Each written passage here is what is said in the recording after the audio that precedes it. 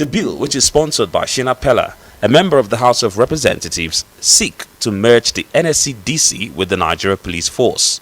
However, this group says if passed into law, the bill will inhibit the security progress in the country.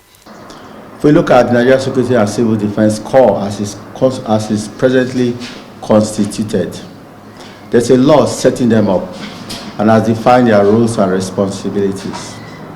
And over the years, they've made a mark for themselves.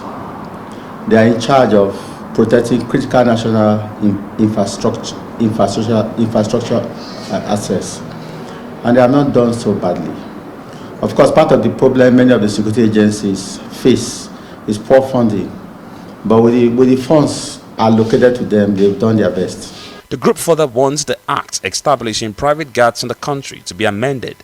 They say private guards play a pivotal role in the security architecture of the country and so should be allowed to carry arms. We have a current bill that to the Private Guards Act of 1986 is old and is no longer able to address a lot of issues that have cropped up since the bill was enacted since 1986. So the association, in conjunction with the Nigeria Security and Civil Defense Corps and the Ministry of Interior, came up with a brand new bill. And we will still urge the authorities to still include that we should be allowed to carry arms. Because when you look at other countries, even a country like Rwanda, they are allowed to carry arms. And it's a country where the private guards are allowed to carry arms. They actually become the first line of defense. And they remove a lot of pressure from the police. They remove a lot of pressure from other agencies that are allowed to carry arms. They advised government to adopt the use of mercenaries to complement the efforts of the military in theater operations. This is in line with the suggestion made by Governor Babagana Zulum of Borno State. Now, if you follow that thread, before he made mention of the introduction of mercenaries, so he also mentioned that a lot of people are dying.